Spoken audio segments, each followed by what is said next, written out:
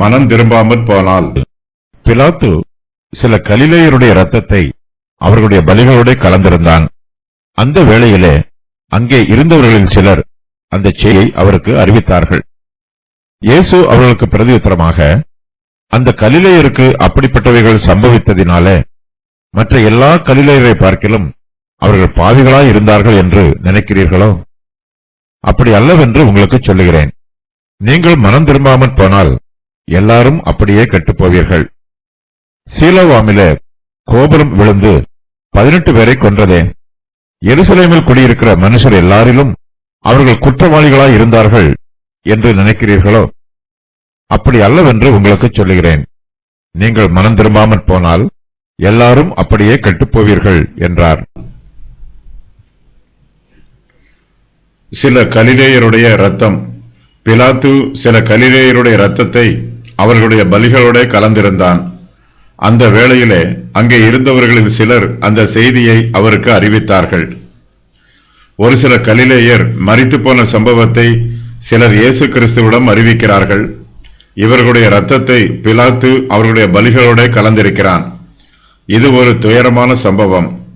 இந்த வசன பகுதியில் மாத்திரமே இந்த சம்பவத்தை பற்றி மிகவும் சுருக்கமாக எழுதப்பட்டிருக்கிறது. அக்காலத்து வரலாற்று ஆசிரியர்கள் கூட இந்த சம்பவத்தை விரிவாக எழுதவில்லை. கலிலேயர்கள் ஏரோது ராஜாவின் ஆளுகைக்கு உட்பட்டவர்கள்.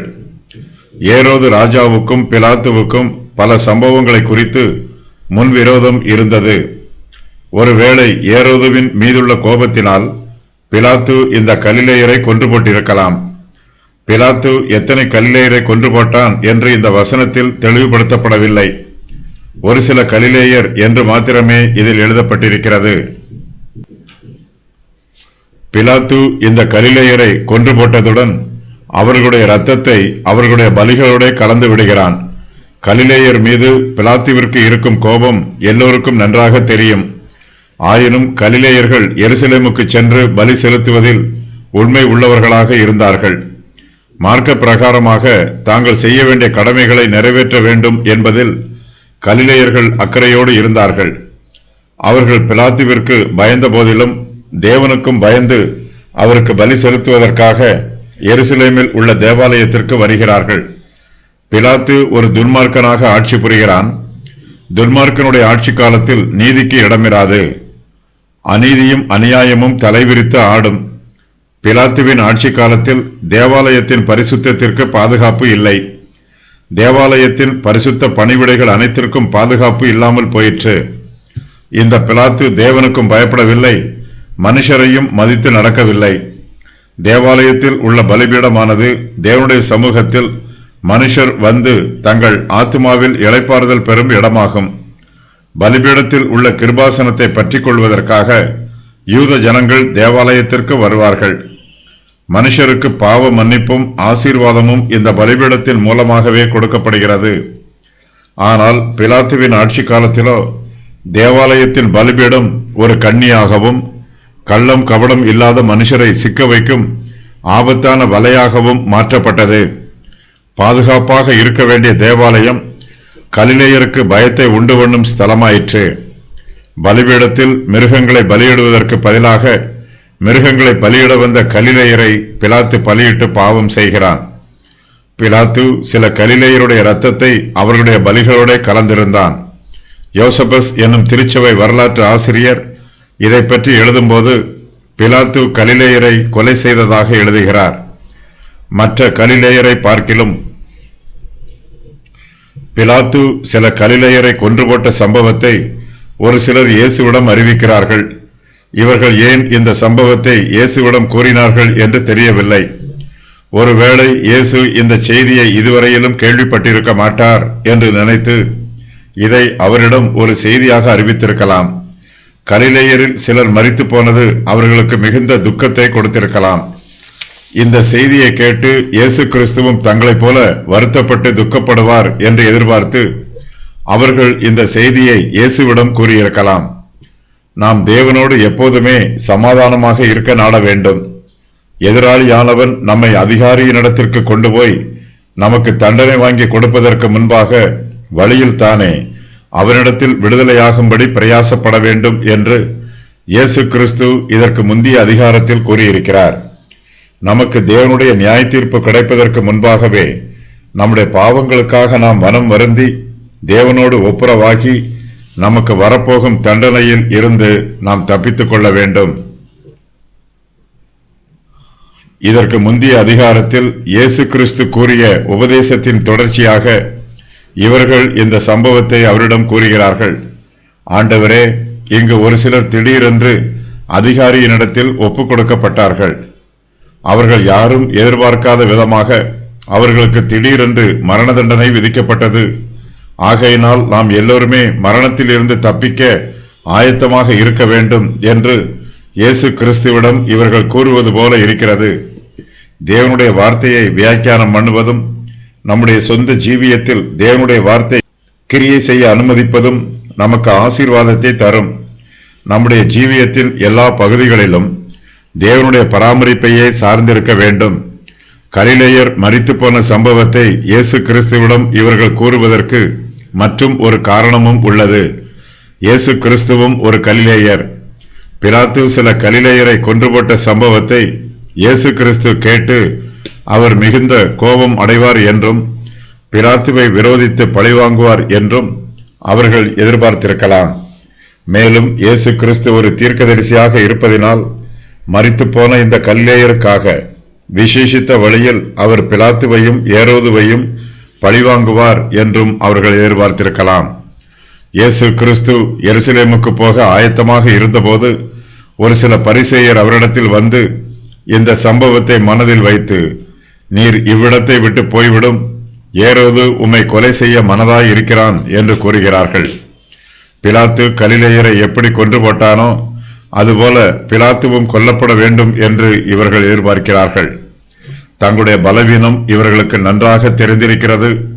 தங்களால் பிலாத்துவை ஒன்றும் செய்ய முடியாது என்றும், ஒருவேளை இயேசு கிறிஸ்துவால் பிலாத்துவை பழிவாங்க முடியாது என்றும் இவர்கள் சிந்திக்கிறார்கள். இதற்காகவே இயேசு கிறிஸ்து பிலாத்துவின் கையில் சிக்கிக் கொள்ளக்கூடாது என்றும் விரும்புகிறார்கள். ஆகையினால் அவர் எருசலேமுக்கு போகாமல் இருப்பது நல்லது என்று அவருக்கு ஆலோசனை கூறுகிறார்கள். கலிலேயரின் மரணத்தை பற்றி இயேசுவிடம் கூறுகிறவர்கள் உலக பிரகாரமாக சிந்திக்கிறார்கள். ஆனால் இயேசு கிறிஸ்துவோ அவர்களுக்கு பதில் கூறும்போது அவர்களுடைய உள்ளத்தில் எழும்பியுள்ள ஆவிக்குரிய கேள்விகளுக்கு பதில் கூறுகிறார். மரித்து போன கலிலேயர்கள் ஏதோ ஒரு விதத்தில் மிகவும் மோசமானவர்கள் என்றும் மரணத்திற்கு ஏதுவான ஏதோ ஒரு குற்றம் செய்திருக்கிறார்கள் என்றும், ஆகையினால்தான் பிலாத்து இவர்களை கொன்று போட தேவன் அனுமதித்திருக்கிறார் என்றும் இவர்கள் தங்களுடைய மனதில் இந்த சம்பவத்தை குறித்து ஆவிக்குரிய ரீதியாக சிந்தித்து பார்க்கிறார்கள். மனுஷருடைய கற்பனை பல சமயங்களில் இதுபோல வினோதமாக இருக்கும்.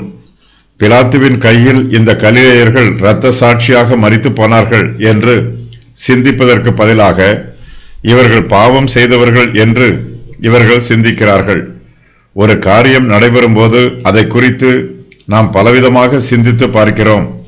அந்த காரியத்தின் மூலமாக நம்முடைய பக்தி விருத்திக்கு ஏதுவான காரியங்களையும் மற்றவர்களை குற்றப்படுத்தாத காரியங்களையும் நாம் சிந்தித்து பார்க்க வேண்டும்.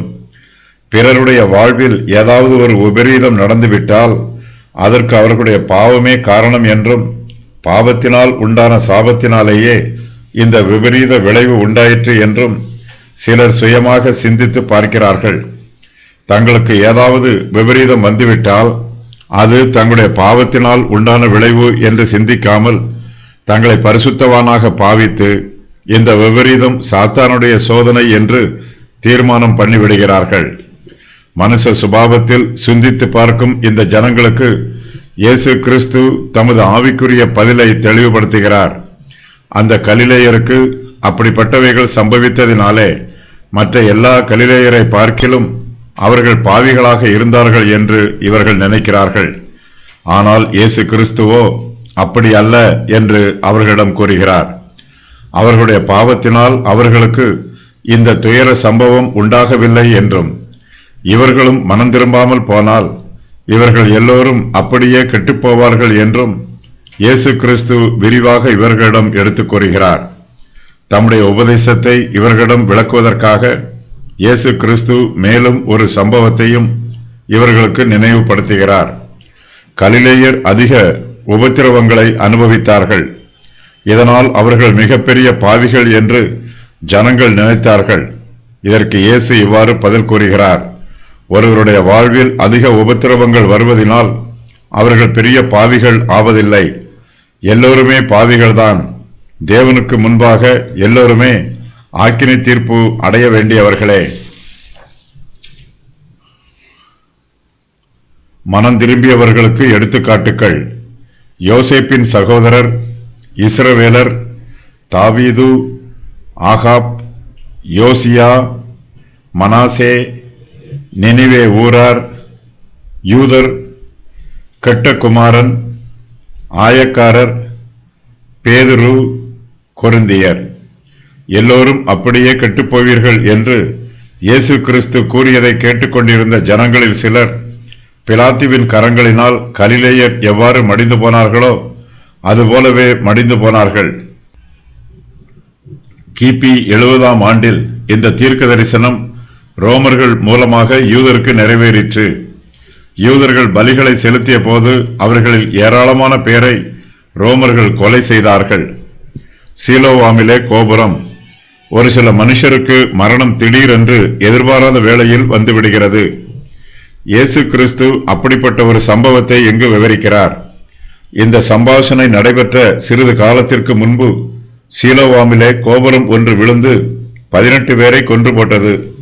இந்த இடிபாடுகளில் சிக்கி இந்த 18 பேரும் அதே இடத்தில் மரித்து போனார்கள். இது ஒரு துயரமான சம்பவம். இது போன்ற துயர சம்பவங்களை நாம் பல சம்பவங்களில் கேள்விப்படுகிறோம். மனுஷருடைய பாதுகாப்புக்காக சீலோவாமிலே இந்த கோபுரம் கட்டப்பட்டிருந்தது. ஆனால் பாதுகாப்பாக இருக்க வேண்டிய இந்த கோபுரமே 18 பேரை கொண்டு போடுவதற்கு காரணமாயிற்று.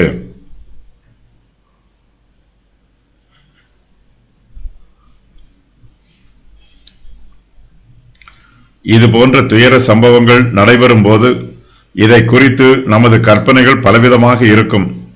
இந்த சம்பவங்களில் காயப்பட்டவர்களையும் மரித்து போனவர்களையும் குற்றவாளிகளாக நாம் நியாயம் தீர்த்து விடக்கூடாது. அவர்கள் மிகப்பெரிய பாவிகளாக இருந்ததினால்தான் கோபுரம் அவர்கள் மீது விழுந்து அவர்களை கொன்று போட்டது என்று வினோதமாக கற்பனை பண்ணக்கூடாது. பிலாத்துவினால் கொல்லப்பட்ட கலிலேயர்கள் மற்ற கலிலேயரை பார்க்கிலும் அதிக பாவிகளாக இருந்தார்கள் என்று இவர்கள் நினைத்தார்கள். அதுபோலவே சீலோவாமிலே கோபுரம் விழுந்து இடிபாடுகளில் சிக்கி மரித்து போன 18 பேரும் எருசலேமில் குடியிருக்கிற மனுஷர் எல்லாரிலும் அவர்கள் குற்றவாளிகளாக இருந்தார்கள் என்று நினைக்கிறார்கள். அவர்களுடைய நினைவுக்கு இயேசு கிறிஸ்து அப்படி அல்ல என்று பதில் கூறுகிறார். மரித்து போன கலிலேயரை பற்றி ஒரு சிலர் இயேசுவிடம் கூறும்போது அவர்களும் யூதர்கள் என்று அறிவித்திருப்பார்கள். இவர்கள் கலிலேயரையும் மற்ற ஊர் ஜனங்களையும் வேறு பிரித்து பிரிவினையை உண்டு பண்ணுகிறார்கள். கலிலேயருக்கு மாத்திரமே துன்பம் வருகிறது என்றும் மற்றவர்களுக்கு ஒன்றும் வரவில்லை என்றும் இவர்கள் இந்த சம்பவத்தை கற்பனையாக வடிவமைக்கிறார்கள். இவர்களுக்கு பதில் கூறும்போது இயேசு கிறிஸ்து எருசலேமில் உள்ள மனுஷருக்கும் இப்படிப்பட்ட துயர சம்பவம் நடைபெற்றதாக கூறுகிறார். சீலோவாமிலே கோபுரம் விழுந்து மரித்து போன 18 பேரும் ஒருவேளை சரீர சுகம் அடைவதற்காக சீலோவாம் குளத்திற்கு வந்திருக்கலாம்.